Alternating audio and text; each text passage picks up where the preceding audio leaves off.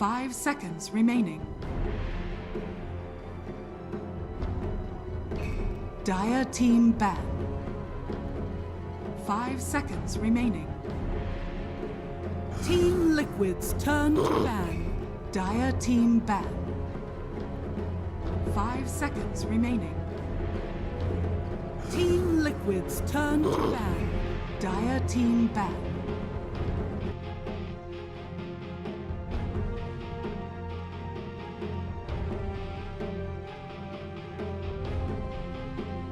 Ten seconds remaining. 5 seconds remaining.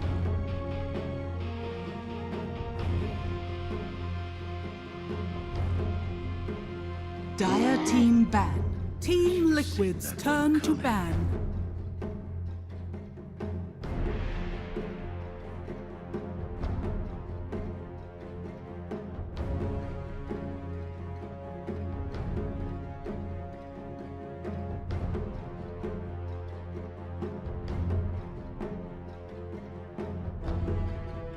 Hello folks and welcome back to the E-Qualifiers for the StarLadder Miner. We have returned for day number 2 5 seconds of E coverage here. And no, I'm just kidding, this is a rerun right now. We ran out of content. There's some technical delays. This is literally just a rerun from yesterday. Team Liquid versus Nigma, and then afterwards we'll have Alliance versus... Wait, no, this isn't a rerun. But it almost is. It's just aggressive mode had gone from that picture now. But now we need an opponent. Alliance, they did make it through the finals. They're sitting there, they're chilling. They're sipping some celebratory wine that doesn't actually have any alcohol in it because they want to be on tip-top shape and completely aware for their series later today. And they need an opponent right here. We got Team Liquid versus Nigma for the second time. The second day in a row, folks. And we are already getting off the aggressive start I want to see. We open up with the StarLadder. I love seeing these type of offlanes. I feel like this is actually the way that we're going to see the meta play out more and more as time goes on around this patch, is these aggressive type offlaners. I don't think the utility offlaners with the pipe building and the Brimstone or Vlads or whatever you need is dead. It never will be. But I think we are moving back towards this kind of blink initiation type hero in those lineups. I think there's enough gap in terms of the timings on coming together that you can get away with that now, especially with the move away from like these kind of... I don't think we're fully out of this death ball logic, but it's also the way they move the outposts around, the way they kind of change the prioritization now, especially with the move away from like you get neutral arms, gives you a little bit fully out of this death ball logic, but it's also the way they move the outposts around, the way they kind of change the prioritization now, especially also the way from like you get neutral arms, gives you a little bit fully out of this death ball logic. Snapfire plus StarLadder, if they want to run it, because you could actually just put the Snapfire with the safe laner, but Snapfire plus StarLadder, if you choose to go with that one, is actually a brutal lane. The double stun or triple, really, if you think about the passive bash, as well as the fact that you can actually just boomstick people down with the Scav Blast. It's so much damage in the lane. I actually like this kind of draft start from Nigma. It's them actually setting up a StarLadder to win. I feel like we did see one StarLadder yesterday, I believe it was. It was played in the 4 though, and that was more their kind of, you know, on the side of aggressive mode to avoid a bad laning phase, but then it just kind of got rougher. StarLadder is a hero that needs a good start. Liquid, tried improving. They go for the lit shaker, solid opener. Does not give away everything to the side of Nigma, because of course this could still be a boxy shaker. More likely we see the 4 shaker right now. It just feels a little bit more reliable, I want to say, at the moment. You're seeing this desirability, I want to say, by teams to actually have a 4 that can gank mid again, usually because it's like a preemptive strike fault, right? Is that a lot of these mids we're seeing get picked right now are trying to be active on the map. They're trying to make rotations around level 8, close to the 10-minute mark, try and punish. Even though the outposts are no longer there, they still see the value to like set up a lane for success. And Shaker is one of those heroes that just completely stems your ability to do that rapidly, right? Like, he comes to your lane, he shuts you down, he kills you off once, maybe twice, and all of a sudden, instead of ganking from a position of strength, you are ganking desperately looking for some sort of recovery. Team Liquid's turn to pick. So Liquid right now would benefit from a little bit more stuns for this pick. They could hold off on revealing the 3/4 distribution until the 4th pick. So maybe this pick you just look towards getting something kind of solid in the safe lane. PL is still available. PL, I don't know if you want that against the StarLadder necessarily. Troll did get banned out, which would have been amazing against the StarLadder. Monkey King. And they go for the Monkey King. Bit of a Monkey S King situation. That lane is actually volatile. I don't know if they want to play into the StarLadder Snapfire necessarily, or they're trying to flex this a little bit to see what the response is from Nigma. Because you could run this in the mid. Reason is that Monkey King, while he is he's up against a melee hero, it does seem good. You do have to survive the initial run. Lich can kind of provide that to you. It's just, it depends on how StarLadder versus Snapfire plays up against Monkey King and Lich. I think that lane is the one we're likely to see a lot of kills in, if that is the lane setup on both sides. Wouldn't even surprise me if we saw Snapfire take an early point into Little Shredder for a change. I feel like most of the time when we're seeing Snapfires at the moment, they like to prioritize level 1 Scatter Blast and then level 2 into Cookie. As for Nigma, they do just have decent brawlers already.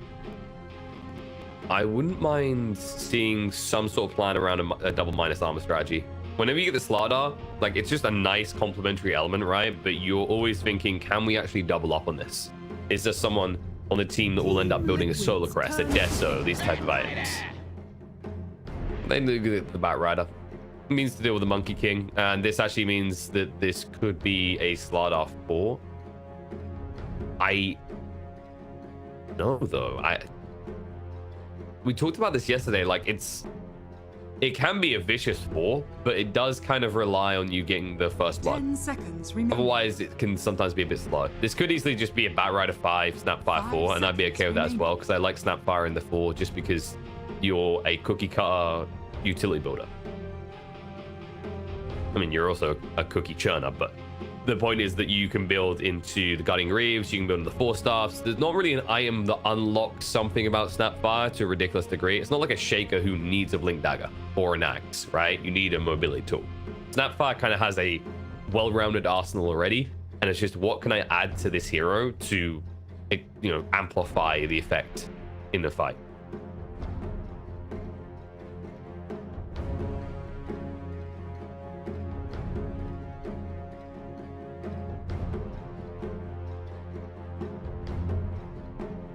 See, Liquid though, more frontline. They definitely need a lot of frontline here.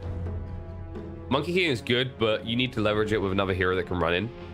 So you're now going to reveal whether this is offlane Shaker, or you could, okay, Liquid, you can completely keep it up in the air. This does mean you need a bulk type hero in your final pick though. You could just go for this kind of approach where, they can't actually turn on you because they're too busy dying.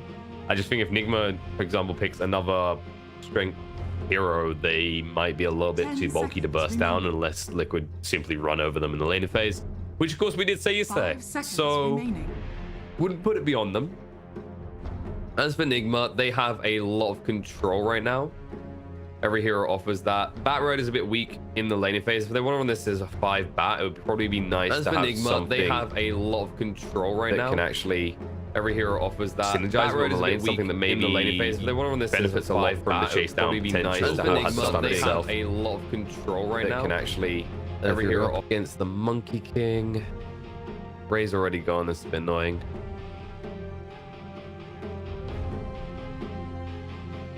I don't think actually off the top of my head. First day of the game. First game of the day. Well, it's hard to get the right way around. I don't think there's like an extreme gotcha pick right now with this Monkey King puck flexibility. Like, Liquid are keeping it quite open, so I think Nigma need to just focus on what they want. They need a solid right clicker right now. As I mentioned, something that syncs up with StarLadder. Lifesteal, yeah. All right, this works. I wasn't sure if they wanted to go this way just because there's not necessarily a hero you're going to outright sustain off of, but the Monkey King Lifesteal matchup, while Monkey King you think would have a brutal advantage, it's the StarLadder factor. It's that minus armor that enables Lifesteal to be good. It's also a beautiful thing because Lifestealer can build Deso. So you can have that double minus armor strat, which is what I usually look for whenever you see these StarLadder picks come out. It's just a nice bridge point. I think Lifesteal Bloodseeker really worked that way incredibly well. Is the game can be unlocked if they have a Deso, Solar Crest, or Corrosive Haze user. All of a sudden, their actual damage output in fights and mid-game is noticeable. It's not a case of, well, this hero will be great at the 40-minute mark. So running out on both sides, there could be more tower push, I think, from both sides, actually, right now. There's a lot of shove, especially on the side of Nigma. Most of it on the side of Liquid is going to come from this puck. So Liquid right now could benefit from something that can just push on the lanes hard. Something in the idea of like a Beastmaster type pick or an Abaddon type pick. You don't necessarily want to pick that against a Lifestealer, but an Abaddon wouldn't be bad because of the Batrider factor. Then again, you could still be running the Shaker as a free. I just don't know if you want that matchup against the Lifestealer. You should farm okay. I just don't know if you can breed out. And Ags in this game is really good because it gives you that ability to chase for the Snapfire in the back line as a Shaker. It's just a matter of would it take you too long to get online.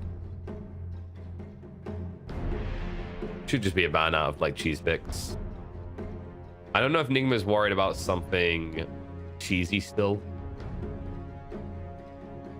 Like in theory, Liquid could go for something in the Brood Mother category. I wouldn't recommend it necessarily because there's just a lot of AoE early on though, so they could count out the lane. I don't think we're gonna see a Meepo from Liquid either. 5 seconds remaining.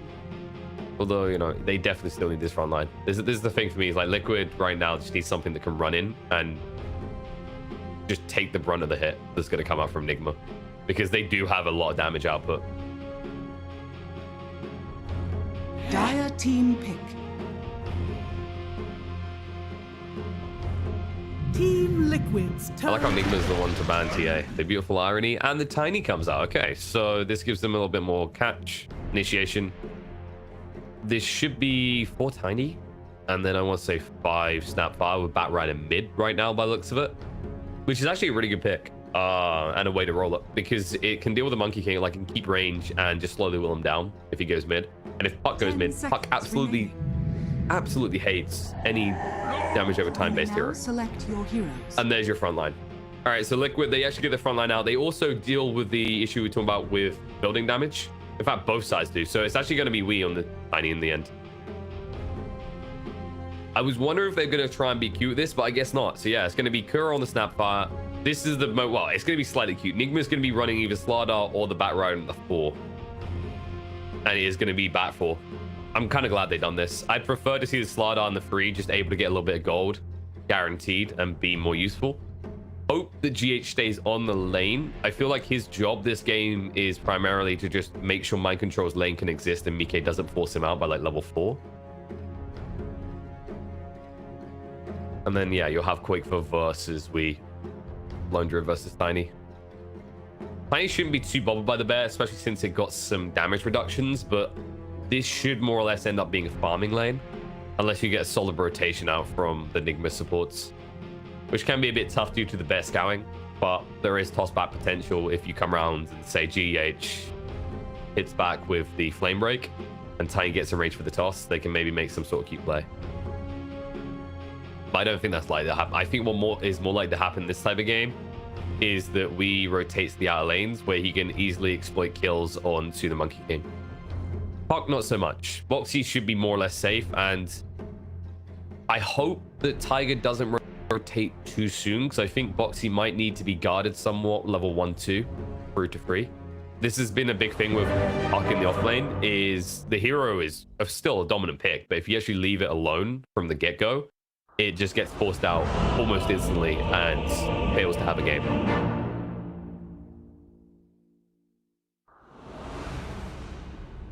All right, with that, we're underway. Game number 1, guys. Best of 3 here. Whoever wins this will be going up against Alliance in that best of 5 grand final. Prepare for battle. And it looks like Nigma are going to move free bot to start with to see how things go. And no, wait. Are they switching? They're switching this up. Okay, they're actually switching this up. Wee's going to be going on the out lanes with the Tiny. And you'll be able to actually deal with the Puck situation a little bit better, in fairness. And also, when you're talking about like the mid matchup, Tiny would get pretty roughed up by the Monkey King. I think either way it can be pretty rough. But also Qualifier is going to be on the outer lane, so both teams are actually shifting the lane situation around a little bit. And I don't think necessarily either one of these has been anticipated either. This is actually probably the better scenario for Liquid with this Batrider situation, as if he can't play against the Monkey King. As I think that's one of the better lanes for the Batrider in this game, is to just be able to actually shut out the Monkey King early on. This hero doesn't have much in the way of armor, so you can actually just right click him out of the lane pretty quickly.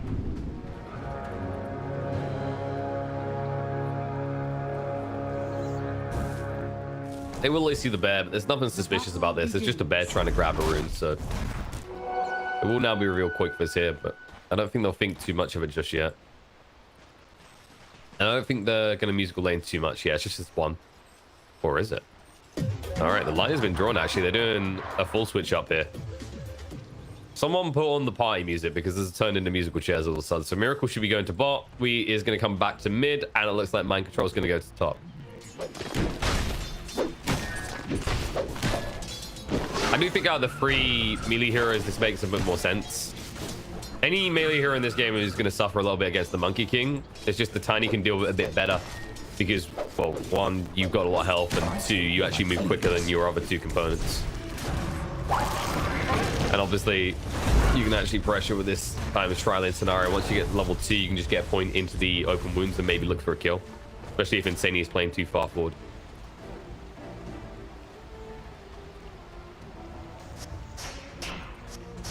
Boxy already has 2 as well, so they're gonna leave Mind Control alone.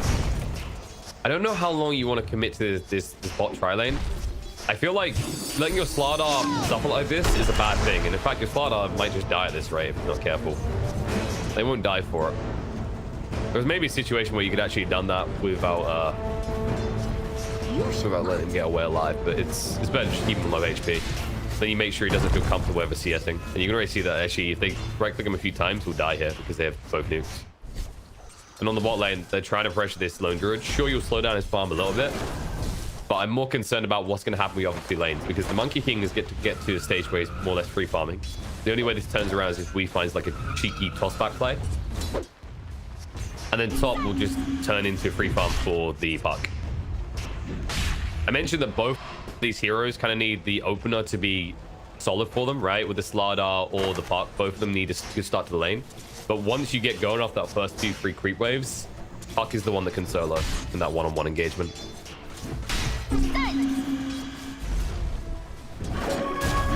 It looks like they're giving up on the pressure.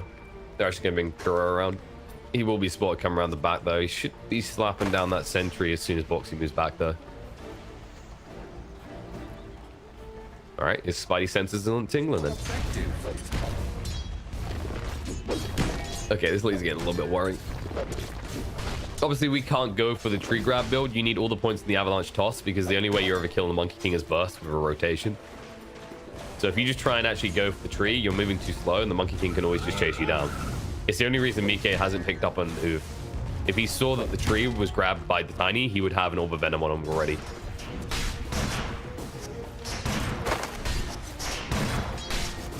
You actually see how easy it is for a puck at this point.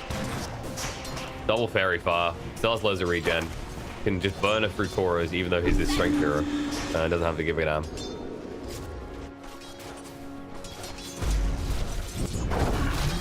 Well, good news for the side of Nigma is the lifesteal is farming really well.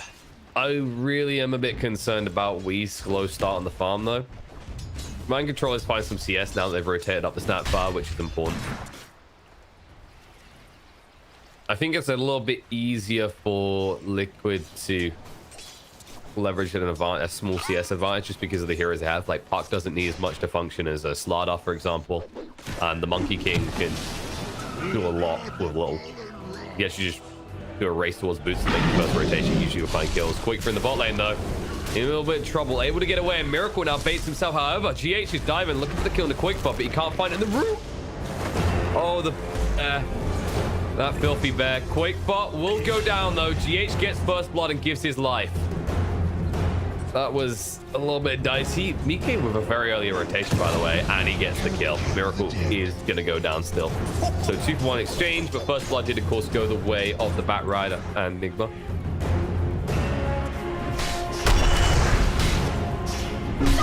Foxy's actually willing to take a lot of harassment here. Understandable to an extent. King Puck, obviously, you get decent value out of those tangos, and you're going to force the salve out of mind control and response. That rotation was a little bit of space for Wheat to get some gold, though. That's what I will say. You still, yes, you get the skill into Miracle, but you're going to rotate, and they're just going to do the same as you can already see in the mid. GH, however, if he goes down, this is looking nice. The Frost Blast to slow him down. They decide against it as we rotate. Avalanche. He's still too slow. All right, he'll toss them on top of each other with harassment, but he wishes he had boots right now. Especially now that he's playing on the out lanes. That's where you can actually do some stuff with that. I do like the fluidity that Liquid is trying with these lanes, though. And as I... What? Okay. Wee's gonna live. You look away for a moment. That probably shouldn't have been a kill. The only thing I can think of is they let too many sticky napalms build up, and then they got double flame break back into the arms of Wee. That shouldn't be happening necessarily, but it's one of those things you can get caught out by. A good Batrider can screw your lane like that. All of a sudden, Wee has a game. His lane was a little bit rough. His start was a little bit mediocre on the CS side of things, but with that double kill, he's feeling pretty good right now. Radiant are scanning. And also Bat, yeah, he actually now has the tranks, so he can run around the map, be pretty aggressive. Maybe he tries to rotate mid. I'm not sure either of these mid is actually killable at this stage, though. Like, Lone Druid himself is actually tanky, has the Raw. Now, Miracle, on that life stealer up to over 1,000 HP, has a buckler as well. But, however, there can be a fight. Avalanche tossed on to free, a lot of damage done, but now they're going to turn around and away. Play quickly. Yeah, just trying to tap him down, but they don't have the balance strike anymore, so he'll get off. Power tiny, ladies and gentlemen. Just basically be a ridiculously tanky behemoth of health. And we go for the phase as well, so this lane should do less damage to him. When you actually think about their damage output, it's on the side of Liquid, it's definitely going to be mostly physical, because you can have the Monkey King, you can have the Lone Druid, who's likely building the Deso build this type of game, and then also you're talking about Puck, who magical damage, your right click's going to be pretty fearsome early on, so even if there's a rotation there, it's more threatened by the right click side of things. Talking about Puck, Mind Control has actually just been given all the space he needs. I think they left the Puck alone too long, and now we're seeing the results. Like, you're falling behind on XP, you're still getting decent CS, but now Mind Control's up at 33 and 7, surpassing the Puck. Shaker. Oh boy, boy. Oh no, no. Sadie will go down. Tiger's courier will get sniped out. The creeps will probably kill Tiger. Mike is hiding in the tree line. It's backfiring quick. Mike just has to get the hell out of here quick. We'll be able to do so just in time. The avalanche wouldn't go deep enough. But all of a sudden, Nigma are the ones who have Liquid by the balls a little here. They're still farming reasonably well, but these kind of kills that you're hemorrhaging, this is a very volatile lineup. And with the StarLadder having a good start, it'll all come together pretty quickly. And Boxy, he's just gone and away just in time. Whew. A little bit too close for comfort. Looks like Liquid are going to try and actually pivot around the Puck, though. The most logical play they have, because you do have the Dream Coil available, just stick Mike back in a situation where it's probably going to be the one-on-one, and you can already see the quick falls back to the jungle. But Nigma were quick to anticipate this. They've got a deep ward already, so they can see everything that's happening around that area. They know when people are patrolling through and when people are coming through. Miracle in the mid lane. Why not that swinging arm? Tiger will block him off, but he'll just try and stand and fight. But there's so many heroes here from Liquid. If this doesn't work, it's going to be a lot of time wasted. The cookie in. Wee looks for a kill. The toss on the spot, and they get the Monkey King instead. Responding number for number. Every time Liquid shows up with these aggressive moves, Nigma is just looking to match them piece for piece. And I also just noticed our zoom is being... Right, I'm gonna have to redo my config file. Foxy's gonna have to rethink his life as he's just gone. There we go. That should deal with the fast soon for you guys. I think I'm gonna have to reinstall Dota, Radiant's folks. top tower is under attack. Second day in a row where it's done this, even though there's a foul. GH won't even be punished for this. They'll just do whatever the hell they want. I don't see any move Liquid want to make necessarily in the next 2 minutes. They need an item to pivot off. I mean, look at your Monkey King. He doesn't even have treads after a dominant start, right? He goes to the 3 Wraith Bands. He looked really good off the lane. And then unable to really do anything with that. Instead, he just starts dying. Foxy is nowhere near that Veil. They'll have to fight bot, though. They see the numbers advantage, and they cut off quick. He hasn't got much in the way of mana. Quick is there, will not be pushed far enough away. And the call, the root, everything to hold we in place. Liquid, they finally find a situation where the side of Nigma can't match their numbers. I sold there's fortune. Dire's top It's tower important that you is actually get under this attack. done as well, because it's already 3,000 gold. You don't know the exact number of your Team Liquid, of course, but you have an inclination this is starting to get a little out of control. And when you think about the volatility in Nigma's lineup, you can already see it coming into effect, right? Correct pace, Tiger. He'll just go down. And this is going to get rough because you already see what Miracle is queued up. He's going Armlet into the Desert. This is about that double minus armor, the rapid ramp up that we were talking about earlier in the draft. Tank Control all of a sudden is just feeling really confident. Doesn't even need the double bracer. 1 bracer plus the raindrop. With the phase boots, he's more or less unkillable. Monkey King, however, that was not even a lasso. That was just a casual rundown. This is getting mighty problematic. Radiant's top We've seen tower why is Monkey under King can be attack. such a dominant force, but we've also seen over the years why it can be a fragile hero, right? Where if you fall behind a little bit, it feels like your game is over. You need someone to kind of, you know, feed you a kill to get you back in the game. Kisses out, quick buff, just gone. The fissure was too late to save the day. Kuro might go down, but mission accomplished in his eyes. He's done what he needed to. Well, that's happening. Radiant's middle tower. There is a movement round. Nigma are wrapping behind the side of Liquid, and they brought all their forces, and they see it. They'll move in the trees. Might be able to get out. Radiant structures are So if they fortified. commit like that, toss in. Foxy will dodge out. Has to throw down the Dream Coil, get stunned instantly. Avalanche and nice fissure to block him out. They can't find the kill. Fairy Dragon gets away. Tiger's gonna get dragged since the gates count that out, so GH can't move away quick enough. And all of a sudden, Quick for rushing the bear over. With the fear coming out, will allow him to get the kill into the back rider. Tiny Radiant's top still here. tower is Avalanche under toss attack. across, not able to kill anyone. Just make sure that he's not going to be the next hit on the list, and does create the space that Miracle takes the mid tower. A little still favorable for the side of Nigma because they did get their hands on that tier 1 in the mid, and the gold exchange, while in the battle, favors Liquid a little bit. You're going to see a situation where you're not have 5,000 net worth lead, and these item timings are going to be pretty crucial. You're going to need something very soon on the side of Liquid to pivot off, just give you this high leverage in a fight. Monkey King at least does have the treads now, but he's nowhere near this Echo Saber. He needs someone else to funnel the food down his throat. Maybe Radiant's Boxy. bottom tower If is he can under complete this attack. Veil, that might be the bridge gap they need. You can just see that Wee is constantly on the hunt. He doesn't really care as much about the farm side of things. He's just trying to connect with kills. He understands his role in this game isn't to be high on the net worth. It's to be high on the kill charts. Echo Slam bot. Big target found. The one that is farming is Miracle. And instead, he's going to start farming heroes. That was an Echo Slam with no follow. Foxy will get out. Or will he? He hung around to try and save Insignia's life for his captain, he says, but for his captain, he'll die. And there's no escape from that. Puck will go down. Double kill for Kura. And it looks like it's going to be free dead as Insania is being chased onto by Wee with the DD. Radiant's middle tower There as well. One Punch Man has arrived. Dire's top tower is under attack. And Liquid just are seemingly crumbling a little. I say a little, it's Radiant's bottom tower. it's definitely feeling discombobulated. That Echo Slam is meant to be your hoorah, right? Your big moment that inspires you to take a good fight. But it comes too soon, they're not able to get in quick enough, and all of a sudden things are turning around on the Quaker as well. He thought it was an easy kill onto an old lady, just waiting at the bus stop.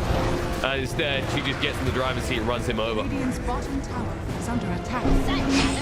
We in the mid lane. Dream call. This would be an amazing kill if they can get it. But he's so goddamn tanky. He's wasted a lot of their time. Will still go down as the reinforcements can't get there in time. Liquid finally able to just start basically trading these kills. And when you're this far behind, any trade is going to be favorable for you. Yeah, you lose your lone druid. Sure, you didn't get the life stealer, but who cares? The tiny is worth just as much at this point.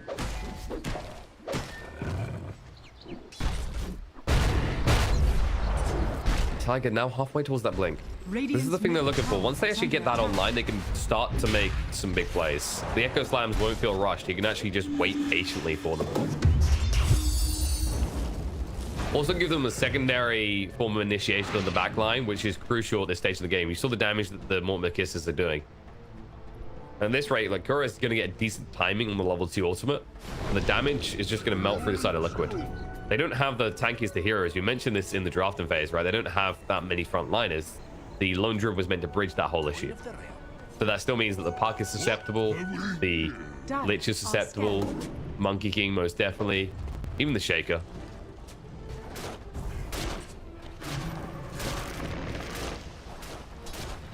And then when you look at items on the other side, Lifesteal now has that armlet. He's almost got the Desert complete. This is when they can just go straight into Roche. They'll want to pick off before they do it, but once he has that Desolator complete, they'll probably try and pick off the Shaker or force an Echo Slam usage, and then once that happens, Nigma can just go into the pit.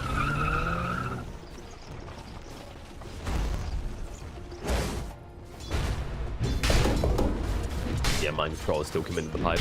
Almost has it complete now. It's interesting to see StarLadder as the way they're getting played like this right now. It's this bully type laner who basically fulfills the similar role we've seen from last patches offlaners. It's just, instead of relying on this dispel to be valid, you just amplify damage instead. Right? You're this offlaner who doesn't need to build a Solar Crest because he's already got that kind of effect in a spell that actually increases damage output. Radiant are scanning. And yeah, Boxy just goes straight for the blink. There's no point in the Veil anymore. The Veil actually had a point where it would have had an impact, and it was like 4 minutes ago.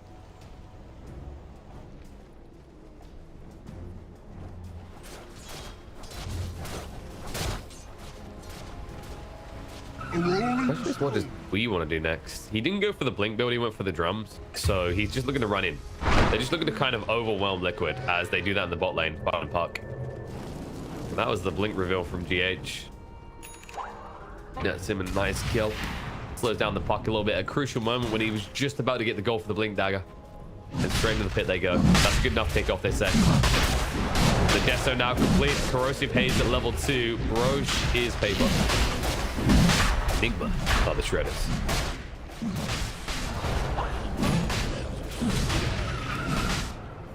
Roshan has fallen to the dark. There you go. Aegis in the hands of Miracle. And they've already taken all the tier 1s out, so tier 2's next on the shopping block. Nigma should be able to get them all down before the Aegis even gets close to expiring, really.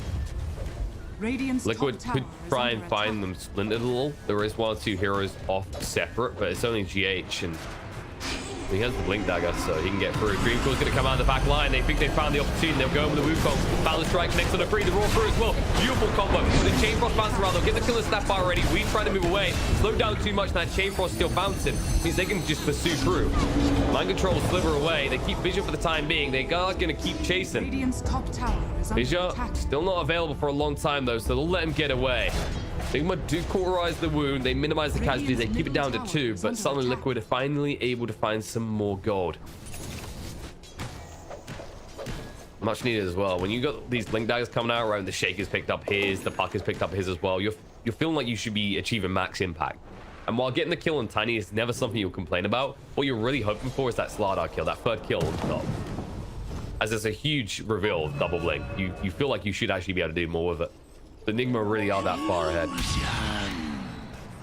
Miracle just confidently runs in wherever he chooses. They can't push on the tower just yet. As Qualifier is pushed in top, so that's not an option. They'd have to commit to mid, which means Liquid can try and set up if they want to defend this. They still have the big ultimates. Wukong's no. Echo Slam is there, as is the Dream Core. And GH Radiant's middle tower is under attack. wants himself a kill, won't be able to find it, but he zones them away. Miracle gets the tower in the meantime. And Qualifier, he's probably just going to stay out as long as possible. He needs to get his Deso complete before he's even willing to fight. And once he even has that Deso, his main priority is kind of just keep pushing.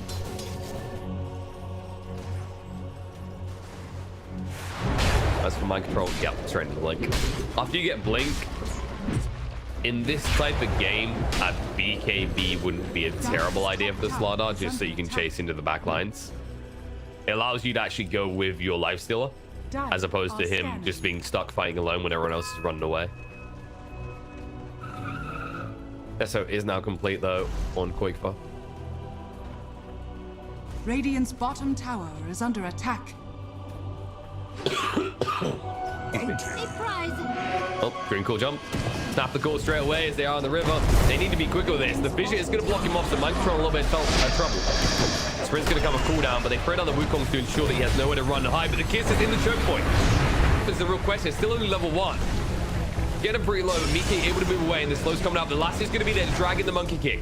It kept him in place long enough that they actually get the kill, and StarLadder, however, gets out alive. The hunt is on. They're moving forward, looking for more flame break to try and push back, but they're a little bit too speedy. GH isn't done though. He's staying on top of him here, and the Sani is getting low, but the Master Madness gets activated. Tiger does blink away just in time. The bear is being eaten right now. Some people like cow. You know, some people prefer venison, and some people are just bear eaters. You can already see that mind control, after getting away barely in one piece, does move across immediately to the mid lane, understands that actually with them starting to leverage the advantage again, they need to keep everything pushed in. So the next time when they catch Liquid out like that, or counter Liquid's attempt, they can immediately punish it by taking an objective. Which is something they couldn't do in that situation when it's so far out of the base. That was just level 1 kisses, folks. Crook, he almost had the level 2 kisses. Once that's online, the amount of damage there, if that happens again, Liquid lose 2. Probably more, actually. To be honest, Monkey King would have been dead if that was the level 2 kisses at this point.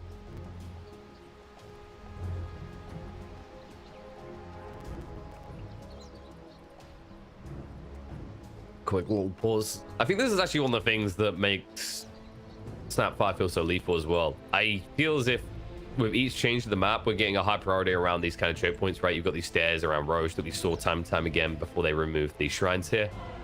Even around the Roche area, it feels pretty tight, pretty snug. All these areas you funnel into on the map, like this has always been a thing with the base. And then you've got this hero, right? Which absolutely loves the choke point. And Liquid are playing a lineup that really wants their opponent stacked, right? You've got the Dream Call, you've got the Echo Slam, you've got the Chain Frost. You want to try and force them into a brawl scenario and funnel them in. But that means that you're usually chasing in pretty rapidly yourself, and you get caught out as a result. Tiny, however, will be caught out rapidly by the side of Liquid. Trying to move away, he is tanky, but there will be a Dream Call to ensure he can't escape, and the reinforcements coming in will back off, as they were happy to just take the tower top, of course. Radiant's top tower. Where's his TP in though?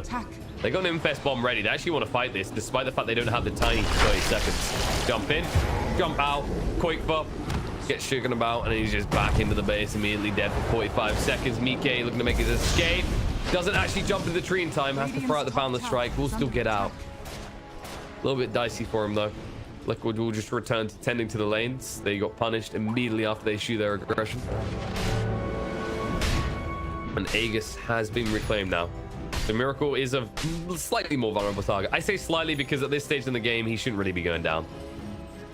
Heaven's Halberd, 2.2k HP with the armor off.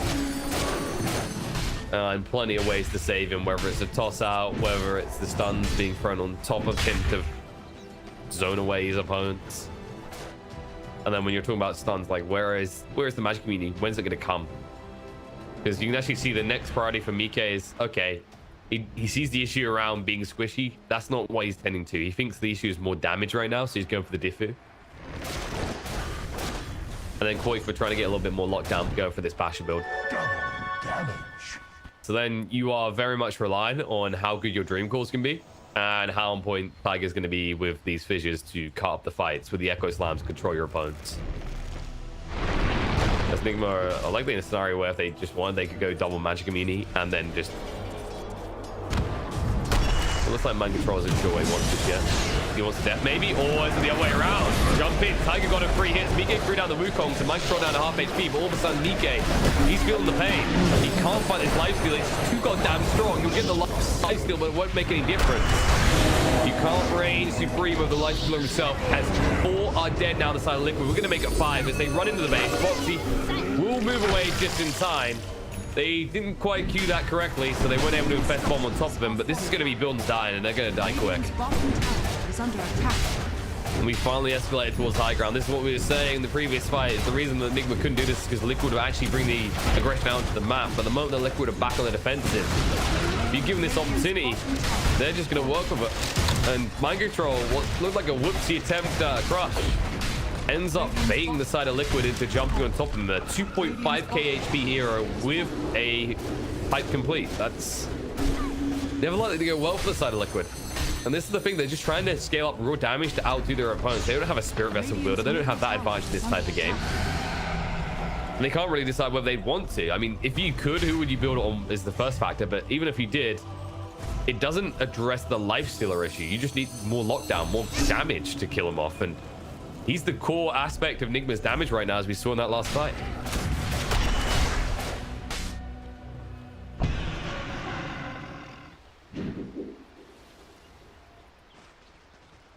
I'm trying to think actually what item really gives Liquid a chance to hop back in here. I don't think the Diffu is it. I understand Mike's need for it in this type of game. I don't think it's going to be enough though. I don't blame him for not going BKB. I don't think you survive with a BKB except for running away quicker.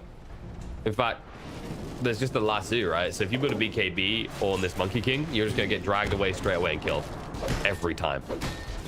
You could argue bulking up, but right now, like, the raw HP element isn't going to help you as much. At least with the Diffu, you're getting a decent amount of agi, so that's just scale your armor up a little bit more, which is your big concern. You need to be above 20 armor by default, and even then, they've got a lot of minus armor. They get minus 22. But you just, it's not the hero that's going to build, for example, an AC. You don't scale on the health front enough to feel good about it. Not to mention the fact you have a lone druid, which is more likely to build it any day of the week. Radiant's top tower is under attack. And Liquid, time to tend to the siege. As Miracle moves on in, and with a 16,000 net worth value. Echo Slam jump in, Lash is going to come up. Interrupts the interference, and straight away they just turn on them. They're going to lose 2. Buyback comes out the Mud King, but the Shaker is down and dead, and the Kiss is zoning the rest of Liquid away. It just looks so simple for the side of Nigma. They just run in, they just tank everything. They look at the side of Liquid, and they go, "You're toast." And he's going deep. Hunt time. On the spot, Sania, 2 more hits to do. The Wukong goes down, the Root's going to come out, but look at this. Miracle just runs in deeper, forcing him away, and Sania's already dead, and Mike not feeling safe in his own home. Miracle will have to move away, though, because he's starting to feel the pain a little bit. Will infest in the GH and just retreat. That doesn't mean he's done here. They still have an advantage. They used most of their spells on the side of Liquid. Now they need to actually be careful. Tiger goes in, stun control, really able to move away in time. And Point was bad, trying to fight up here, but Slithering Crush is going to come out. Final Strike through, connects on multiple heroes, but Miracle's unleashed again with a rage. Tiger's going to go down. Dead once more for 30 seconds. Mike is also going to fall, and GG's going to be called as Nigma. They've reversed this around. They're going to be the ones taking game 1 this time around, and if this series looks anything like this first game, it might end up being a 2-0 in their favor this time.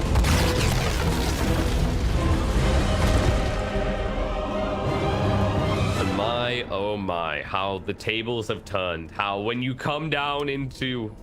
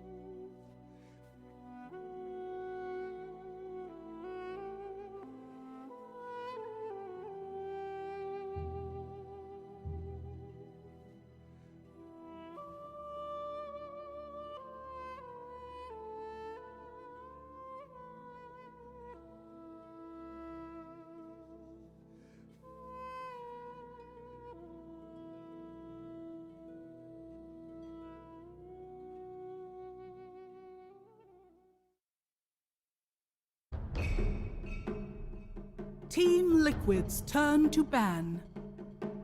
Dire team ban.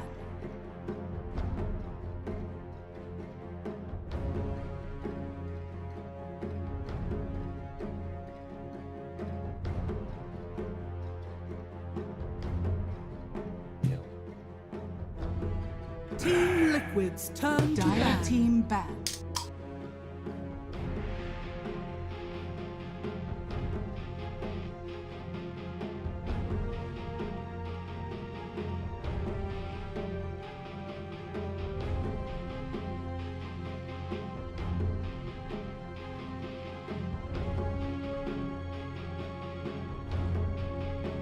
Ten seconds remaining.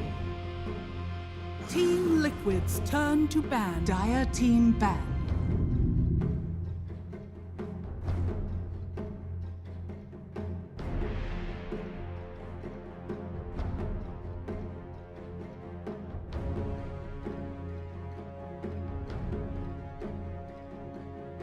Alright, welcome back, folks. Team Liquid versus Nigma, game number 2. Nigma one game up, and it did not look like they broke a sweat. Team Liquid, they honestly, they didn't seem to come together at all. It straight out of the gate, it started to fall apart after what had been a good start in one lane, and the others were kind of, simple. Like most games of Dota, you sit there, you're having a wonderful time, nothing is going wrong, and then all of a sudden, everything in the house is on fire. You hear screams from the bedrooms upstairs, your cat is running around looking for a new owner. And that's how this game really actually felt. It was, or last game rather, it was a case of Nigma was able to leverage a slight lead, and they rippled it across the map, and Liquid back to the drawing board, and back to something a little bit more tried, trusted, and true. They open up with the Oracle they love so much, and this does leave them able to get the Troll Warlord at the end of this first phase if they want to. And unlikely they're going to be stopped as well. So Nigma will probably just try and prep themselves for a situation where they can deal with that Troll. And they'll open up with Chen themselves. Chen, which I believe they tried this yesterday. I think we might have had the exact same opener yesterday so far anyway. And I believe that was the, well, both those games went the way of Liquid. Earth Shaker. I don't remember if they had the Shaker for this drum.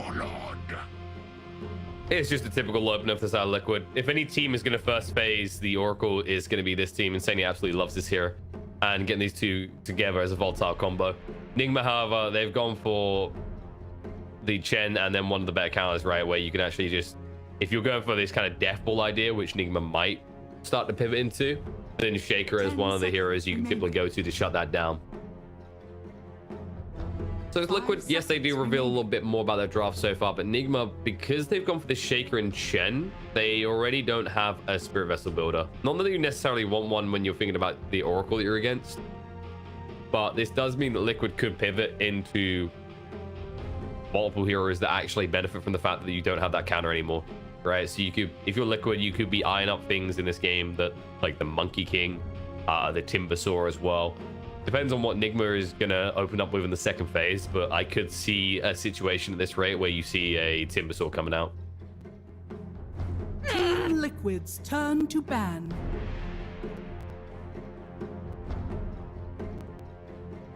A respectful Willow ban coming out as well.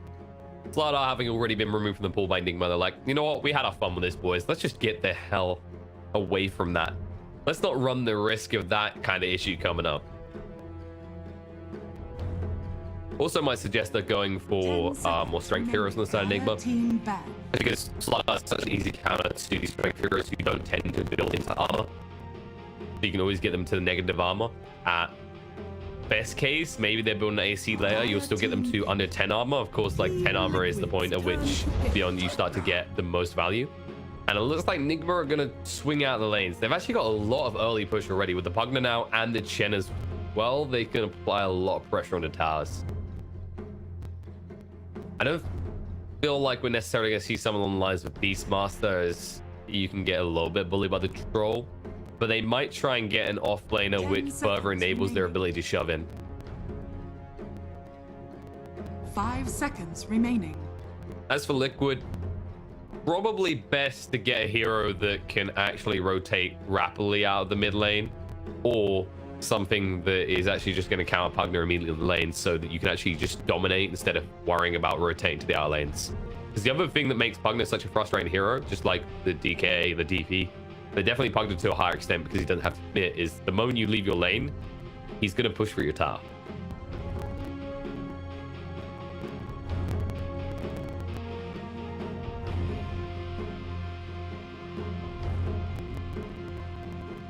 Liquid right now, they need some stuns actually. They don't have any good stuns. They got roots, great, but if you're looking at 4s right now, you're probably thinking, because that's where you're going to go. You can go 4, or you could potentially lock in another core. I think it's safer to just take the 4 at this point. Something like a Tiny could be decent actually. Gives you plenty of ways to interrupt the Pugner. Can counter or rotate against the Shaker's movements across the map.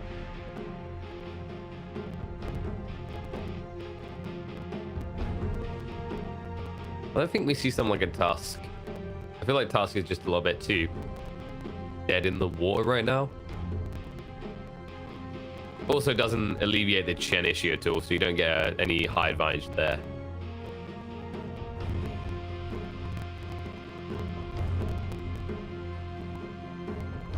ET could be good against the Chen army as well. Look for Lina though. Okay, so that gives you an AoE stun that can help out against the little Chen army. It also gives you a stun that we're talking about that they were lacking.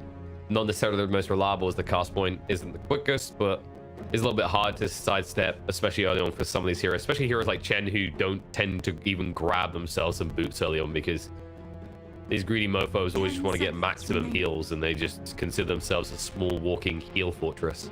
5 seconds remaining. But then now Liquid, they have this flex, right? They don't have the final pick, so they're basically looking at this Pugner pick from Nigma and going, wherever you go, we can follow. But at the same time, what they've done is they've actually kept their cards close to their chest. This is likely going to be a situation where you could, I mean, right now you could run this Lina as a 2, a 4, possibly a 3. I don't know if I've seen, I don't know if I can recall Boxy doing that much, but some teams have been known to run Lina in the 3. Personally, I'd get something a bit bulky in your 3 position just because you are lacking heavily now in the frontline department. Something Nigma could try and capitalize on actually. Because right now they have this attritional warfare, which they know they can win, right? So you got the Chen with the Hand of God, the mech. Sure, you got an Oracle that can false promise save. That's for one individual. Pugner as well, that can decrep a target, can life drain to save someone if need be. Nigma can sustain a lot better out of these 3 heroes compared to Liquid.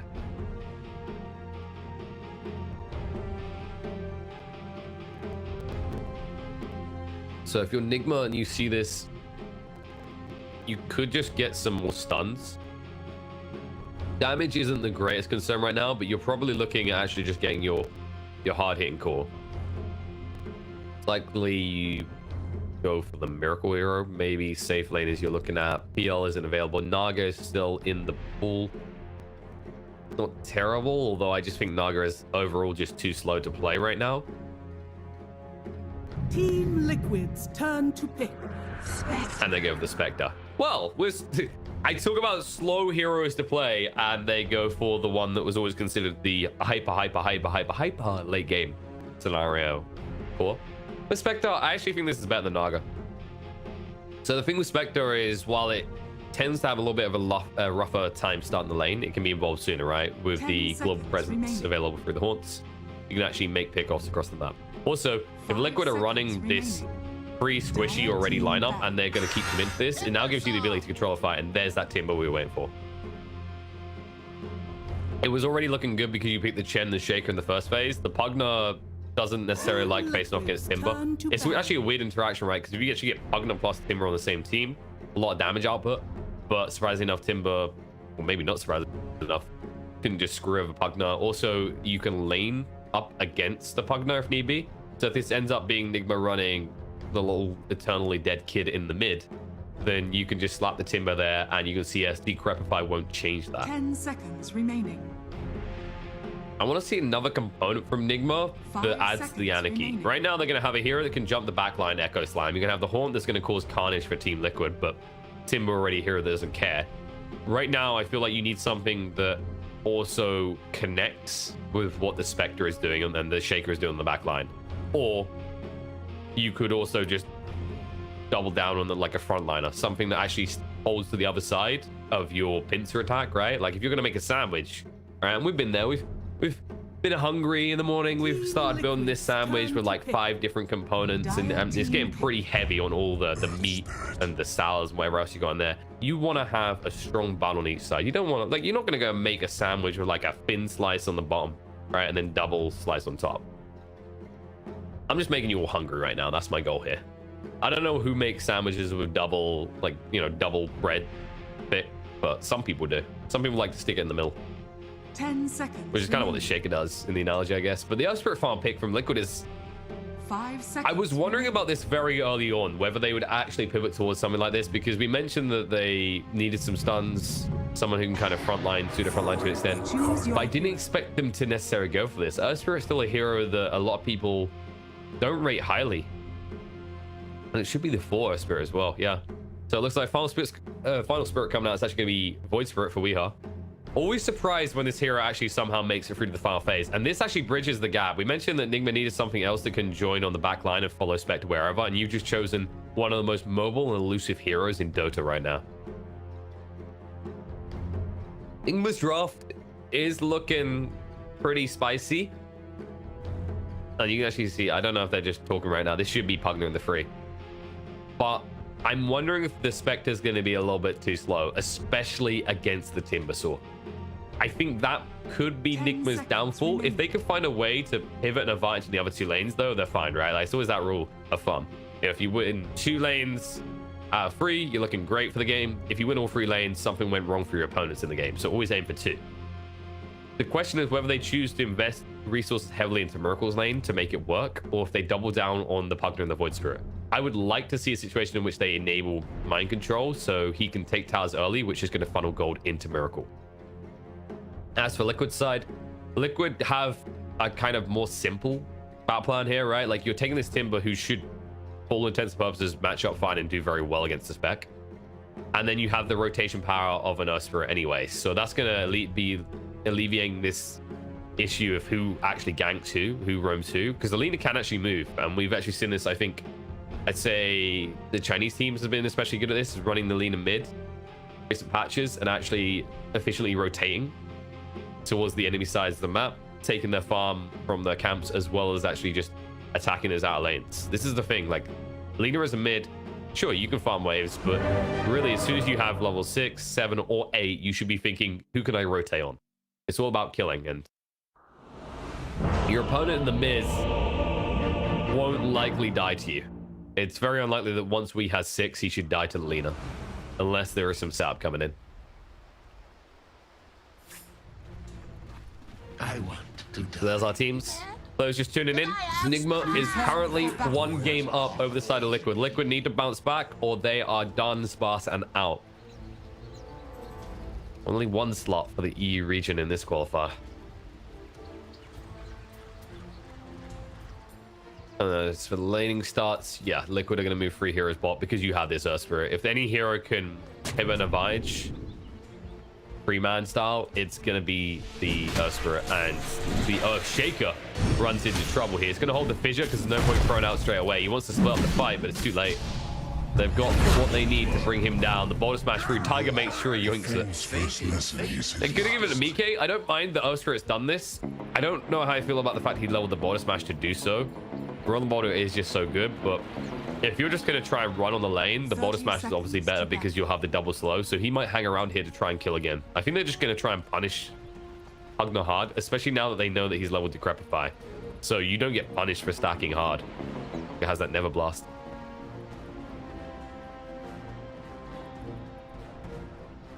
That does mean now if you're going to leave the Timber alone at level 1, I don't think he cares too much. Vector doesn't hit particularly hard, same with the Chen, and it's not like you're going to try and bully them out of lane because they're going to, you know, they're going to start with the headdress and they've got a Chen. It looks like Mind Control will be able to casually walk in and get the room. Take a little bit of damage on the exit, but it's just an Oracle with right clicks. It doesn't hit that hard.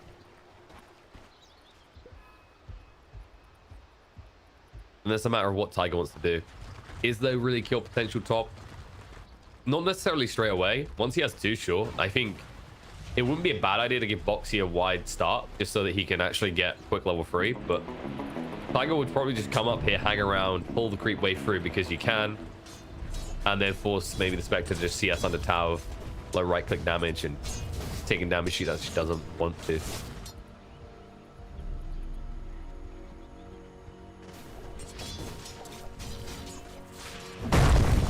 On the bot lane, you'll just see GH hang around here, just try and harass a little bit, make sure that mind control is safe until he's got at least 2 points so he can't be jumped on top of.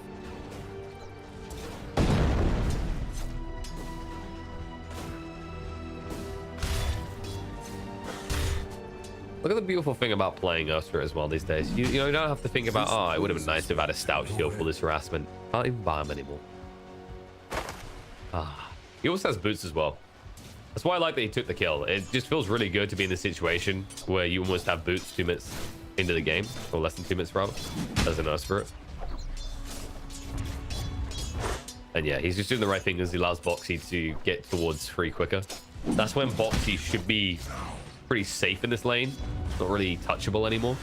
And if Tiger can just get 2 in the meantime, then he can actually start to gank if need be. He doesn't have to be attached to this lane.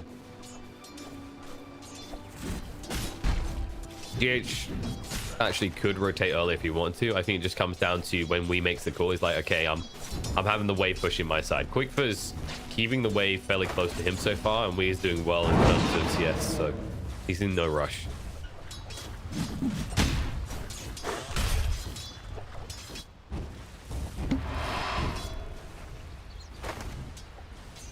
It looks like we already got his ball and got his haste rune. Quickfir's going to try and punish him a little.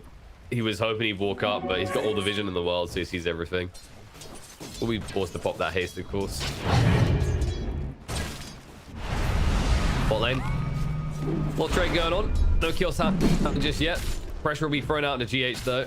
He'll be forced to move away. They were just trying to actually make Insanity pay to the maximum, but he's got a salve just like mind control. BK, however, doesn't. That might be the factor. That could be the way they can actually try and do something in this lane. GH, has he been too greedy? Never blast. BK is going to stay alive to the very far, and they'll be able to find the kill and move the tree line. Mind control will still get it with the never blast. Or Willie, Mike, 1 hit needed. They'll be there. Sania unable to help, unable to save the day. And that is just courtesy of the regen situation. If he has a salve, that's a completely different play. Mind control probably dies, but looks like the initial regen bout was won by Nigma there, and as a result, they're able to find the first core pick. Nice double stun. Just punishing them for using GH as a human courier. I think you get paid pretty good money to be a human courier. Depends on what you're bringing. Boxy will go down to the top. Tiger, a little bit too late. I think he left too soon. You can see what you want to achieve, but you can't leave the timber. You can't get that wide of a berth before level 3. Once he has 2 points to reactive armor, he shouldn't be a kill. But before that point, yeah, he's just paper.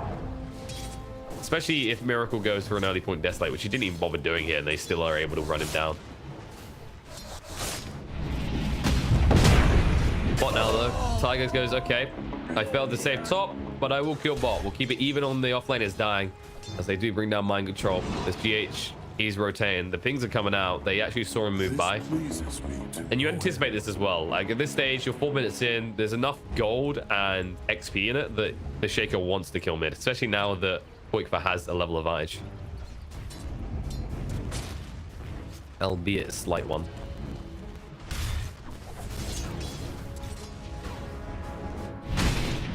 Oh, fighting bot as well.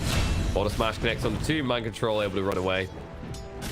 You never look for the Pugner as the opening kill. He's just too fast. 335 base movement speed, has the infused rain drop as well, and plenty of mangoes to keep spamming out and waste your time while you're on top. Dire's middle tower is under attack. Radiant structures are fortified. He's gonna pressure him pretty hard. He actually kept Invis in time with the pulse there, so Qualifier needs to bottle up quick and be careful. But this should not be a kill for Wii. If he goes on this, it might be a bit greedy. He's going to bottle up now. And there you go. Just going to the bounty right away. And with the visual rotation for GH, it is a kill. Quickfoot. Light Strike Array won't save the day. We gets the final hit. Read him like a book. It should have just been a bounty stat to move away, but GH is quick on the rotation. Radiant's middle tower is under attack. It's surprising as well because the pings came out about that previously and he never went back bot. But it's not necessarily that Qualifier is misplaying that situation. He has to get the rune. He knows if he doesn't actually get that regen there, he has to go back anyway. Now the question is, what can they do top? I mean, Boxy's up to 4. I just don't think you necessarily want to go for this kill. He should have the... Yeah, he's got the point in Timber Chain. They're going to come around now, but actually, he's away at 90 chains. Oh, no, GH! Oh, you champ. He gets it in time, but there's going to be a chain out still. I just don't think that's ever a kill. Even with GH being quick to move across, it's never going to be a kill. At least you keep him off the wave, but that's time Miracle could have just been hitting creeps. Shouldn't have been too pressured himself. Boxy will heal up much quicker. All right, they're going to try again. Now we're weird to kill. Timber Chain out. Don't make him go deep, but just the tip of the fish is enough. Nicely done. That's the way it works. Doesn't mean that you actually need to get back to the mid lane soon though, because Quick is going to push you in a little bit. Yeah, that's the way actually you can see the kill works. It's never with those three are you going to make that kill a reality, but A for Remnant's so strong. That's all that we really had to use from the arsenal of spells that he has. Spectre, by the way, has an amazing start. Remember, this is the thing we highlight. It's like you want your spec to have an amazing start without necessarily throwing people on the bus. They have done that with the partner, but Liquid, because of the way this mid matchup went so far, it's really not hurt the side of Nigma at all, because now they'll just rotate bot. Mind Control hasn't been killed enough. The fact you've only killed him once, he's got 17 CS, he's going to be content with. Sure, Timber's going to have more, but he's died more. And it's just naturally the way these two heroes lanes match up, is that a Timber will always find the CS. It's just, can you kill him after the fact? Now we rotates on the Mike. Trying to slow him down, control him up, but the protection comes out from Insanity in time, so wasted rotation. GH making the most of it in the mid to farm up, but nice roll in by Tiger. Smash, slow, and silence, but Qualifier was on the wrong side of that fissure, so he couldn't get close enough.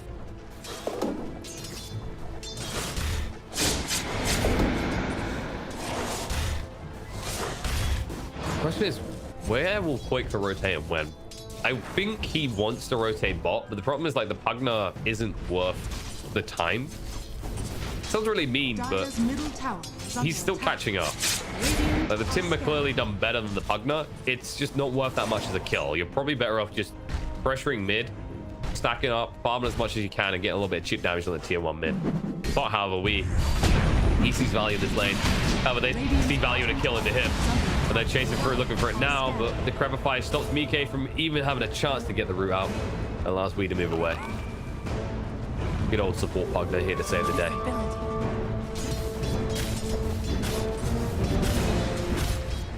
I do think we is maybe overfixating on the troll issue a little. It's understandable. It is a troll warlord that has pretty damn decent farm. A kill to his name, multiple assists. Like, Mike has had a good start to this game, but the reality is your Spectre is doing fine. You're better off looking for kills elsewhere, because the moment you leave, like, this is the thing, you hang around that long and Mind Control just dies to rotation with Qualifier instantly. That's the difference, right? You go in, you're sitting there, you waste all your time, and then the burst hero that is the Lina is able to just walk in, shotgun down straight away. Didn't even need a Laguna. Instead, they'll save for the mid lane because GH, they roll in, they'll stun him up, Laguna him down, and kill him off. And one kill to find. A lot of teams will do this, especially when they have these really needy, I want to say, fours like the Shaker. You know, they need a blink dagger. They want to get as quickly as possible. They need this XP. And when you have these active mids, you always forfeit your lane over for a while. But when you have a hero like Lina, especially when you have ganking heroes like Earth Spirit or Nerf Shaker in these games, it makes it very dangerous for those supports to sit on the lane and sat. Oh, that's a lot of gold. Feels pretty good, man. Even got a cheeky little keen optic out of it. We all love that.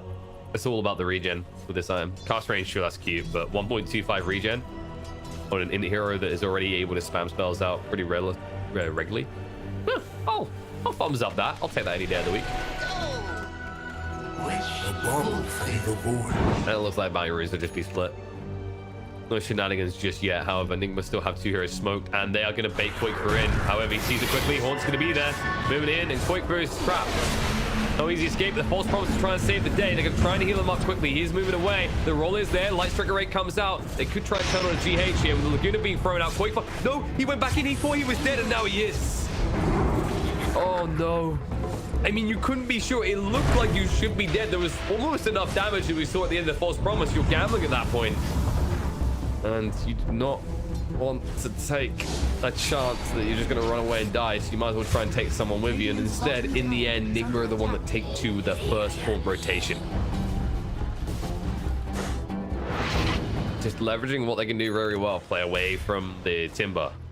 Don't necessarily have to play into the Troll either, who is being pressured, by the way. You've left him now one-on-one with a hero that can remove his ability to really dish out damage and also can pressure his tower. You can't leave him there for much longer. Speaking of being left alone, Kuro's in the same situation. At least Boxy is out of mana, but he's got plenty to eat. Mangoes and a big fat one just waiting. Kuro can buy some time with the mech. The rotation in from Shaker, Boxy doesn't even care about. He might care about the next hero, though. He'll wand up and run away. He was really holding on that wand. I think he just wanted to try and force as many rotations up here as possible. Now that's left Troll in a free lane situation. And the spec won't want to go up against that, so Miracle will just fall back to the jungle. He's going for that Radiance build. Decent amount of gold towards it already. The question is, can Mike ramp up? He's going for the diff boost, so he'll be online quicker. And you really need to in this type of game. The problem I do see is the diff boost doesn't help you against Wii. Of course, Mind Control can just decrypt to protect himself, so it's more the Lina to deal with that threat. But then your Lina is already really needed on the Void Spirit to actually stun him up to follow up on Tiger. Tower is under attack. So I think the thing that we're kind of highlighting here is, like, while the spec pick can be greedy and the Troll will be active much sooner, the Void Spirit has so much of the attention of Liquid, it might make it a bit difficult for them to fight. Dire's bottom tower is under Especially if he keeps murdering people. Which 1-0-3 right now, it's definitely the case. You know what I hate about this Aether Remnant? The fact that you can actually just have multiple spirits out. It's a zoning tool as well. That's the thing. And we that Void Spirit we hate so much, he's come top. Goro being chased onto by Boxy still, but Tiger being left in the mud, trying to find a way out. They're going to chase forward looking onto him, and they'll guess wrong with the fissure. The pings will come out, but the TP out attempt won't be successful, as GH had already anticipated it. They'll save the kill for Miracle. Despite Tiger's objections, they'll still be able to get that kill. Liquid are farming on the other lanes, though, and they forced a lot of rotation from Nigma to get that kill. This Timber is, for all intents and purposes, doing his job. It's just, to the pain of his supports, he's usually leaving one of them behind if it's the case. He stopped dying, right? Those deaths were pretty early on, and now he just exists as a frustration for the enemy team. Nice root coming out, but it's a big one for Miracle. Yeah, this is just all about keeping other heroes here, like reminding Miracle that he can't be in the lane, and reminding the side of Nigma that they need to actually send more heroes to deal with the Timber. Radiant's middle tower is under attack. Dire's bottom tower is under attack. That's just really the way that it gets played. Like, this is, Timber is in that category of heroes that's starting to kind of disappear a little, I want to say, in the offlane. Because Enchantress, after the changes, doesn't have that same factor anymore. Not on the same scale. It's not until you get 6. Whereas Timbers can start popping off as early as like 4, 5, and you can't count them easily. Radiant's bottom tower. Whereas now, Enchantress at least have to wait until level 6 before you can't do anything to them. Dire's top tower is under attack. At which point you maybe do actually have a solution, an item, or you have your spells. This could be good. Mind Control, good for Liquid, that is. They'll chase it, and they'll find the kill. He didn't want to decrep because that would mean that it's an easy kill for Oracle. GH. Oh no. Oh, I don't think that vision was intended, and now the battle trance, they'll get the kill. No roots needed. Anyone who is root for GH will have a tear in their eye. Is under attack. The loveliest man in Dota does go down there. Decent gold exchange, and also, more importantly, Troll involved in these kills. He's now actually at the point where the diff is going to be complete. He's going to be ready to fight, and then when you look on the other side, Miracle is nowhere near this Radiance. He's only halfway through to having it complete. Doesn't even have the relic yet. Mind Control is simply here to slow down this push from Boxy. That's the only thing you do, but you don't want to be here, as you're now seeing. You can actually very easily die. There you go. Just chain away, and then you'll come in again in a sec. So this is where Mind Control has to be careful, because Boxy can just dive. He has a Soul Ring and a wand. But he understands it's not even the kill that matters. The fact that the Pugner is not aggressively pushing towers is better. And as we talk about that, we actually get to pick off the mid lane. It looks like that he got pulled left and right and expended all his spells. And they knew that there was no way that there was going to be assistance because, well, they kept Chen in check. They brought Pugner top. There was no one to assist at all. All in all, this is actually working quite well for Liquid. They are drawing a lot of attention to Timber. We already mentioned this. Like this is exactly what this hero needs to do. If you force 2 heroes to always be looking at you, great. If you bring it up to 3, it's just you won. That's how you feel as a Timber. Like your job is done. It's on the rest of your team now. As long as you don't die to those 3 heroes rotations, you've achieved everything you need to for your team. It's then on the rest of your team to follow through. Rotation in. Mike wants to show off his fancy new diffusal blade. And Miracle the target. He needs actually to get a root. Baltron's out, burner through the mana. Miracle has no easy escape. Hanagot trying to help. He'll get down the low ground. Tiger's going to die to the tower. That backfired quickly. No mana left. Man, Spectre takes no damage. And all of a sudden, Insanity's being left behind. The life drain is ticking down to half HP. He gets cut off and Hadouken ball down. Don't worry, though. Boxy's hitting creeps.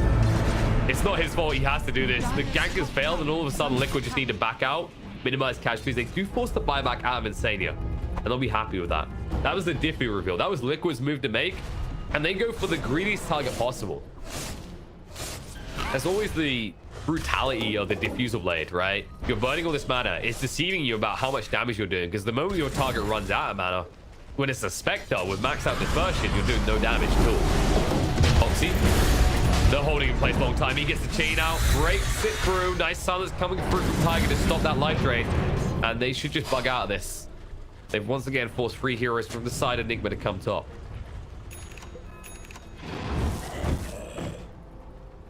Question is, what can Qualifier do? He's got the Yules now. He needs some sort of power spike. He needs the opportunity to find solo targets. As of course, he is a purveyor of Void Spirit Murderer. Now that he has that Yules online, now that he has an Earth Spirit. He always has to be with the Earth Spirit, though. I can't emphasize that enough.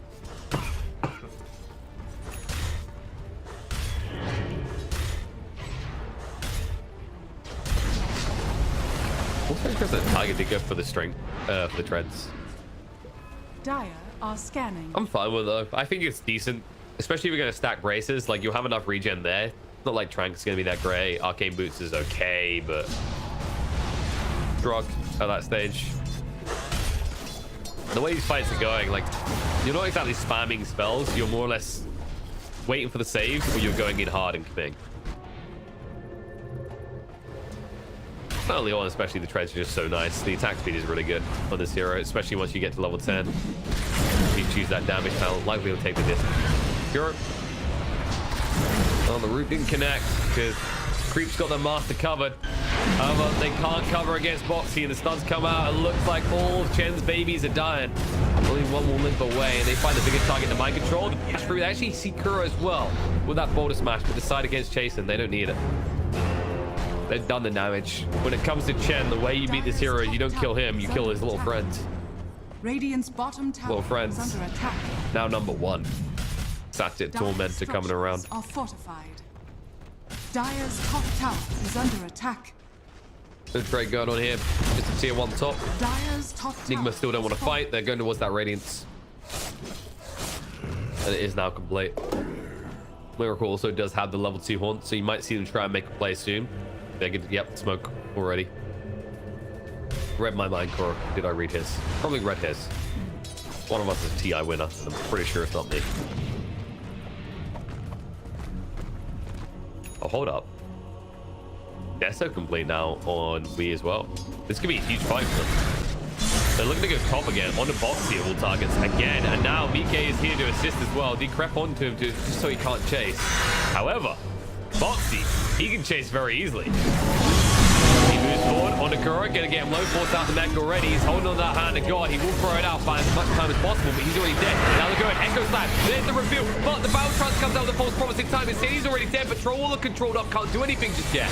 Trying to get rid of the illusion to move away, but the life drain is out. Mind Control doing too much damage. They'll bring down the Troll. The stun through is too late. Punda might die for his troubles, but the kill's already been found. They got rid of the Troll Warlord. Mind Control will tick out in the end, as the damage is too much from the Magnetize. They're going to chase forward on the Tiger as well, who's trying to roll out. He'll be able to make his escape. Doesn't have a TP though, so it's a long walk away. And Qualifier, they ping him out. GH, he's got the blink. He can't actually blink straight in though, because there is a Yules that he's worried about. There's the fissure. The follow-up stun is good. He's dead as well, and it looks like Tiger has nowhere left to run. He's out of remnants and he's out of life. As Nigma, they strike back. It looked like Liquid's move to make. It looked good when they actually were able to get the false promise off, but they stacked the false promise and the battle trance, which doesn't give much room for the Troll Warlord to exist in that fight. He just spends the whole stunned up and then dealing with illusions. And Nigma able to capitalize on that with the double item reveal. They knew the Radiance was coming soon. They weren't necessarily sure about the Death Zone coming out weak. That gives more than enough damage for Nigma to take a convincing victory in that fight. I'd say a critical moment in the game. Well, that's your big face-off. That's where one team takes a very clear lead, right? When you're looking on the side of Liquid, you're feeling ready to fight. You've got items, you've got levels, you're finally ready to commit to a fight. And then Nigma actually getting past what's meant to be the hard phase of the game, where your Spectre doesn't really have much impact because there's no Radi online. All of a sudden, now you have the Radiance, you've got the Yasha, almost gonna have that Manta. Actually, you'll probably have the Manta by the next time you're fighting. And I like this move from Liquid. They need to make something happen while everything's on cooldown. And this is the only thing they can do on the map. If they try and push him for objectives, they get punished, right? Because it's still a Shaker with Blink. And Nigma, they're not going to let us go unanswered. They're moving across right now. We will chase in. Control him up a little. Roll through from Tiger. Off the mark. Connect. They throw to buy some time. The life drain out. Mike in trouble. They will interrupt Mind Control. The false promise was used pretty early, so Mike wouldn't die. And now Insania is going to be sniped on the back line as we just passed away with that history still running.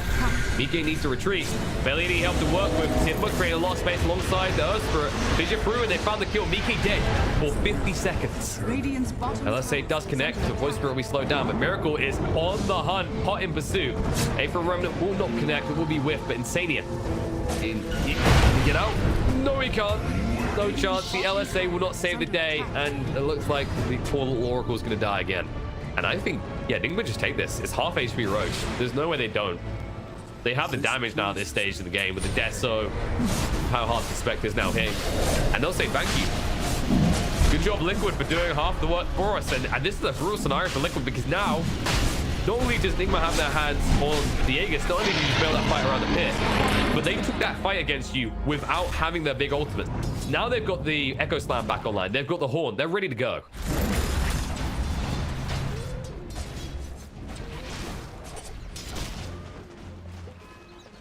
Then you've got to answer with something in return if you're Liquid. And what is that answer? Really? It's the only thing you can do in this game right now. You don't have the gold. You don't have the items to hold off a direct attack by the side of Nigma, who will attack Insania. They find the important target. The Horn's going to come out to see where they are. And right away, they look to punish. Shaker goes down. Miracle back up towards the back line where BK was trying to inject, and all of a sudden forced to fight with the Battle Trance, trying to go in right now. Magnetize causes some pain for Nigma, not enough for them to be too concerned just yet. Roll through is good, but BK is low on HP. Nice LSA to recover the escape, but there's the move through with the pulse. We able to get the kill, and Troll dead for 50 seconds again. It looked like he might be able to be the bully in this game, but that's no longer the case. Earthspirit's going to go down. Qualifier is going to die as well. It's a triple kill for we, and Nigma are getting out of control. Angry after their defeat yesterday. The lower bracket run is looking pretty sweet, as they are looking like they're going to cruise on through at this rate. 7,000 net worth lead. Towers to full soon. Nigma still have an Aegis to play around. And Liquid nowhere near an item that will give them the sort of impact to take a fight soon. They at least have the benefit of high ground. But he doesn't care about that high ground. He's just going to walk in, try and kill Insania again. He will force out the false promise straight away, which means that there's no way to protect that Troll now when he's up. And that means that Nigma can continue the push. Moxie is just desperately trying to find that relevance right now. Miracle keep poking and prodding because, well, he has an Aegis. Why would he care? And when he walks out, look what he has. He has a Chen who's just healing him up at a ridiculous rate. And Mind Control is there to assist as well. And it looks like they will split up. You're thinking bounty runes and then tier 2 towers right now if you're side Nigma. There's no need to break the higher ground right now. You've already broken Liquid's bank at this point. Well, I say you've broken the bank. It's more that you've built up such a monopoly on your own that you can just afford to buy out anything you want.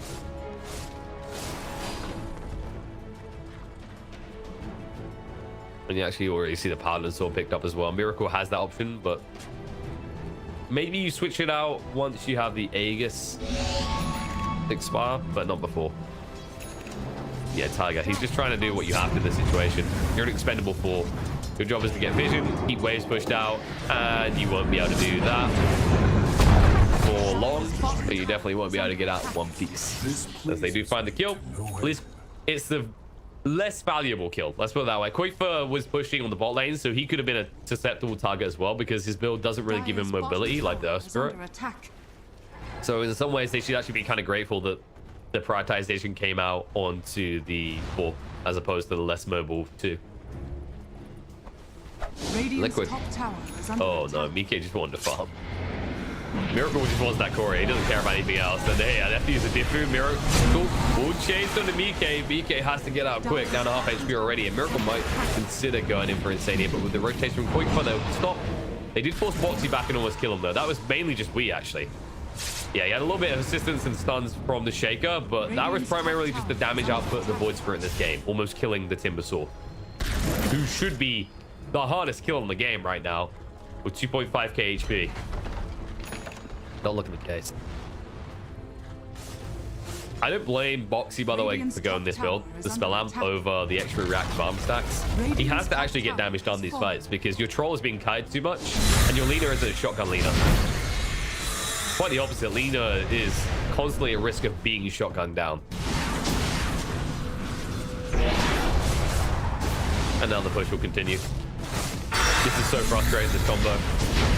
A Spectre that has farmed his heart off, and the Pugs are just poking and prodding at towers as well, always ready to cover and always ready to stop your attack.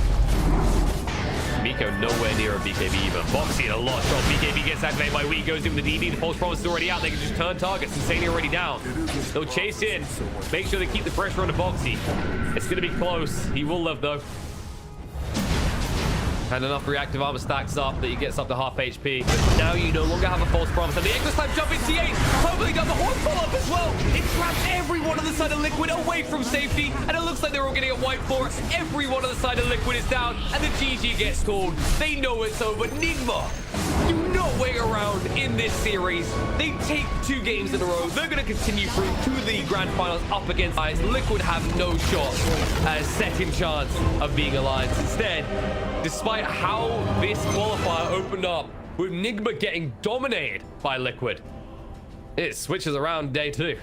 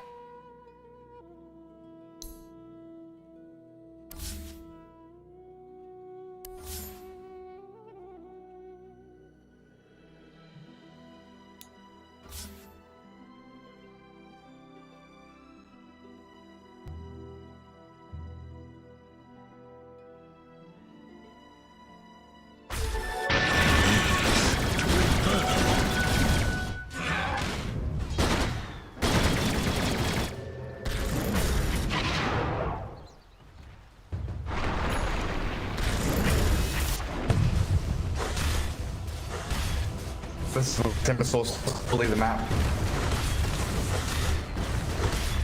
He knows he's incredibly strong. 2 spirit vessel charges, into a spell just. Have it yours soon. Holy shit, lifestealer. Oh, you rage. At in time. The fight, feast it up, get that life steal going. That's very close to death. As Cloaker being shredded by XM. The fucking garden and spider thing cleans up from the gyro for the body block. Catching out Escapol City. The pocket out the orb away. This could put some danger on the Puck's life. I don't know where it's to, but they're going to be chasing Fade. And take it off to the air and down to the ground as the Chuan Puck. I don't know, do you try and cut away the bottom or something? There's nothing really to accomplish. Well, the Radeon, they can go tier 2. They can think about Roshan. Oh, he's TPing. Bottom of Dire's that. middle tower is under attack. No hook shot ready. Dire's structures are TP from Puck, so Puck doesn't get any apart from the pleasure of removing Puck from the lane.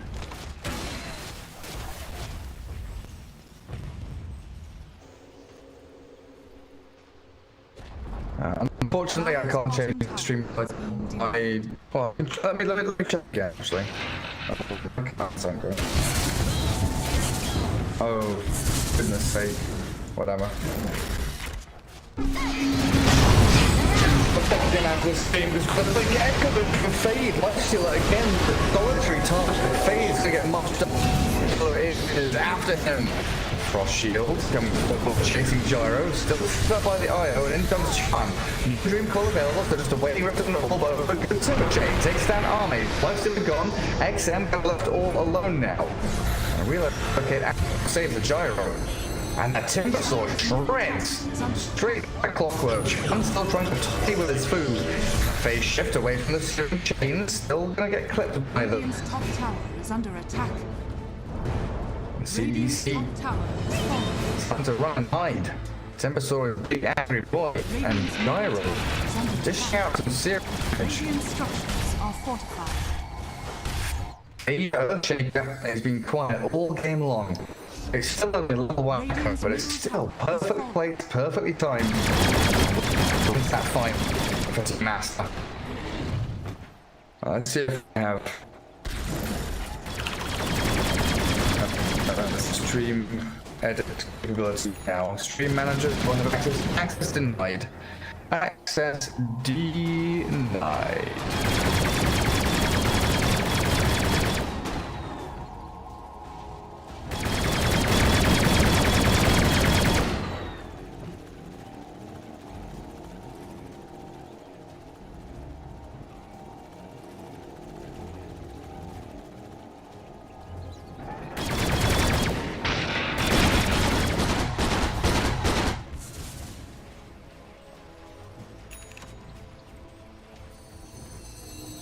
CTC want to try and upset the status quo, which has so far been after getting some real tasty fights, even with the CTC leading in net worth and what feels like leading in the game in general. I think this all stems from the fact they can't really play Roshan effectively. Invisibility. Dire scanning Roshan, it does get red at the very last second there. I wonder if that's enough to trigger them into reacting and coming toward TPing to I think they're going to be smoking with this Earthshaker. That's dust. Is it smoke? Observer and smoke. They want to smoke towards Roshan. Who's showing the lanes? Is anyone showing? Tiny's invis. Invis, yeah. Clockwork does show down on the bottom side of the map. So with Roshan very likely isn't happening. Outpost not set ground up by Thompson. It's special locked, echoes dumped into the ground again. Beautiful play from Heavy, this Earthshaker. It's really good to play the last couple of minutes. It's been so quiet, so quiet from Asta, but Fake setting that tempo.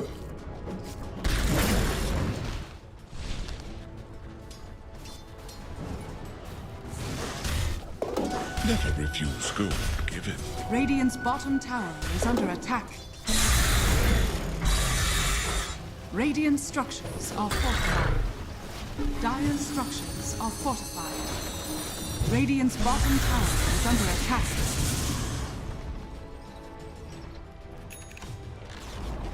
Radiant's bottom tower has fallen. Interesting build, hey, on this Ember Spirit. Blade Nail BKB Isolator. Definitely needed a physical damage. This Mjolnir with Basher from Lucy, that's pretty normal. You want something that's a little more oomph. Especially when it comes to taking objectives, you know, Roshan, Deso, super good. Tier 2, Tier 3's Deso. They don't have a Vlad yet, do they? Or at all. I don't think anyone's going to be bottom one. Tiny ones Yules. Oh, yeah, okay. Lich is buying Vlads, never mind. I'm wrong. Victoria, I like you. Vlad is good. Thank you for buying Vlads. Your team needs Vlads. Gyro MVP again. Does that still have the evasion talent at 20? I assume he'll go for it. Usually you go for the evasion talent over wound, right?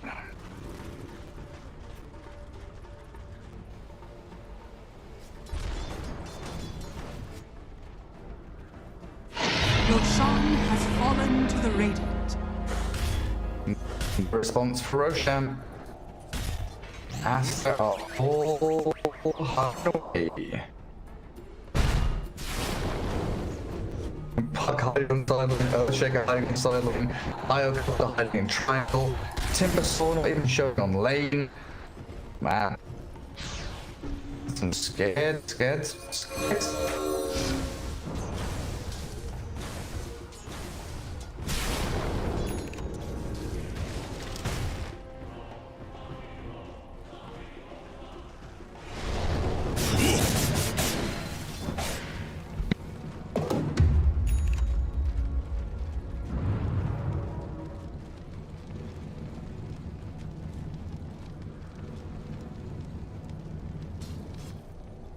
Echo.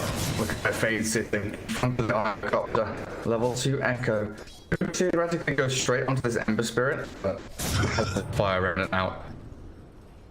Where is that Remnant anyway? Where's he put his escape Remnant? I don't see it anywhere. Radiant's middle tower Oh, is under attack. he's jumped in to look at the Earthshake.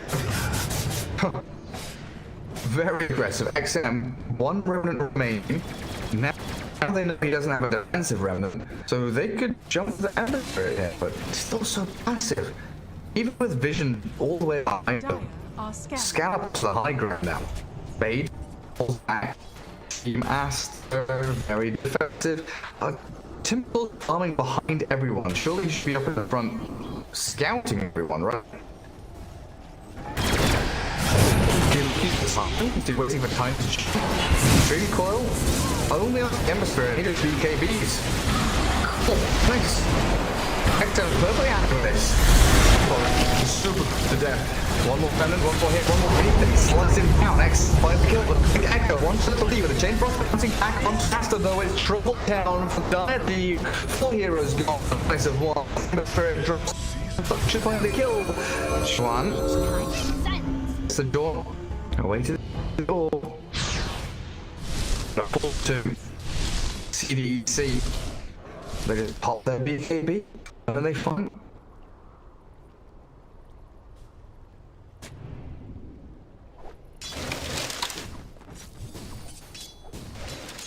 Dire's bottom tower is under attack.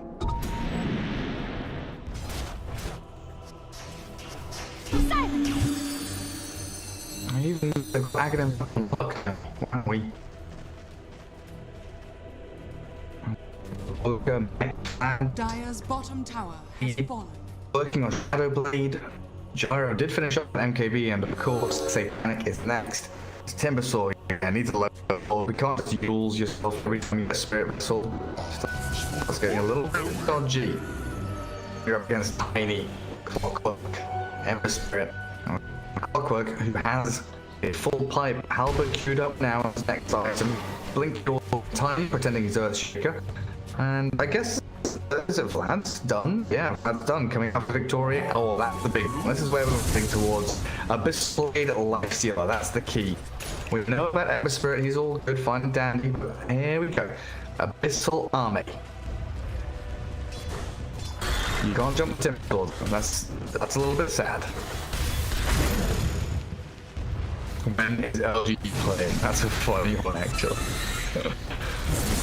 Dire's middle tower is under attack.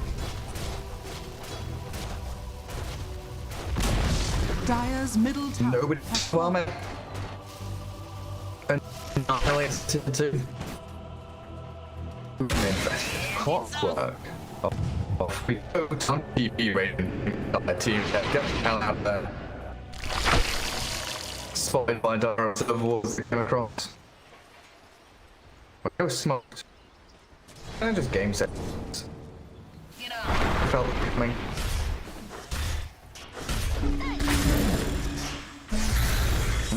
Illusions, they see absolutely everything. Silence. Hit the spot on.